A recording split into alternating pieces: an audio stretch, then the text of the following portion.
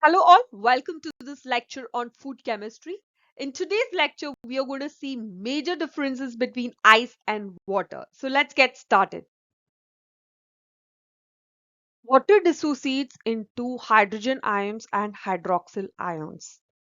Now there is a constant transfer of hydrogen ions from one water molecule to another water molecule when present in a three-dimensional network. This results in formation of something called as hydronium ions. And hydronium ions, they have a strong bond energy of around 100 kilojoule per mole. Bond energy is that amount of energy that needs to be applied in order to break a bond.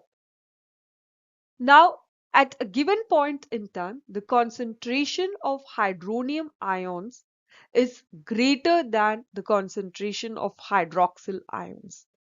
Why is this the case? Transfer of hydrogen ions via hydrogen bridges is 4 to 5 times faster than any other ions. Hydroxyl ions exchange rate is 40% slower than protons. And that's why you see at a given point in time the concentration of hydronium ions is greater.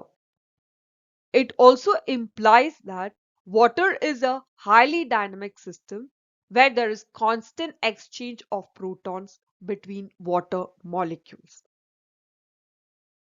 Now let's move on to ice and see how is the system, whether it's static or dynamic in nature. Ice, we all know, is a solid and it is expected to exhibit a static behavior. However, what is observed in case of ice is that it has higher proton mobility than liquid water, probably attributed to the hydrogen bridge extension to form a large sphere. Moreover, this could also be attributed to improper shape of ice. Ice has a deformed structure, and this deformed structure facilitates higher mobility of protons. Now, ice is not a static system as one would expect. It is dynamic in nature as molecules vibrate in a crystal lattice. This is further corroborated by formation of crystal when frozen food is stored for a long duration. That is, the ice in the food, the ice crystals, they tend to grow in size, a phenomena called as oswald ripening, which is of immense importance in frozen food industries. Both water and ice are said to be highly structured due to presence of hydrogen bridges. Some of the major differences between the two can be attributed to the differences in coordination number and molecular distance between hydrogen bond and sp3 hybridized orbital of oxygen. Coordination number is the total number of neighbors present near a molecule. We saw previously that one water molecule can connect with four other water molecules while forming a 3D network of hydrogen bridges. This is what we see in structure of ice. Now, when you apply heat to ice, it starts to melt, okay, and the coordination number changes from 4 to 4.4. This is expected as when you change phase from solid to liquid, the number of molecules surrounding one molecule will increase due to increased distance between molecules. Now, this has a very important consequence when we talk about density of water. In general, solids are expected to have greater density than liquids because molecules are closely packed in solids when compared to liquids. But in case of ice and water, water has higher density than ice, which is easily explained by iceberg floating on water. It does not sink. And why is this happening in case of ice and water? You'll see that at temperatures between 0 to 4 degrees Celsius, it is the effect of coordination number that dominates on density. So as the coordination number increases, the density of the substance increases. At 4 degrees Celsius, water has maximum density.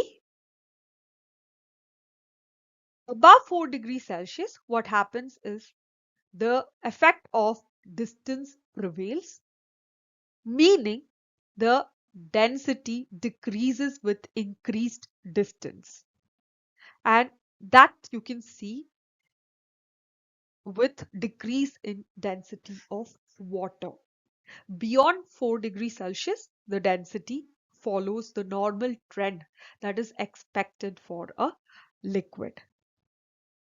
Now, if you look at another important concept, we spoke about hydrogen bond. The hydrogen bonding relations with the neighbor can change within a short time span. And the time span that we are talking about is nano to picoseconds. That's why water is very mobile and fluid. Now, if the bonds are formed so quickly, then there is always formation of extra hydrogen bonds in the system, which manifests itself as high heat capacity and high enthalpy of vaporization. This breaking and formation of hydrogen bonds also is responsible for lower viscosity of water. Altogether, we see that water is a special molecule. We will discover other characteristics of water when we discuss its interaction with various biomolecules. Now, we have spoken about water, its characteristics, differences between ice and water. Now, why was it important to understand water in depth? The physical properties of water have many implications in real life. Let's say the poor instant properties of powders. It is due to solubility or interaction of water with certain substances present in food, or it can be also present in the surroundings. Second, long thawing time of frozen food, difference in electrical conductivity of ice and water. Then why is steam a better heating medium than water? It can be defined by latent heat of vaporization, and finally increase in volume during freezing, which is due to expansion of water when frozen. These are few examples that I could think of immediately when it comes to food. But there are more examples which we will discover as and when we talk about water. Thank you for staying with me through the lecture. If you have any queries, please feel free to mention in the comment and I'll get back to you as soon as possible. In my next video, we'll be talking about types of water present in food. Until then, merci beaucoup.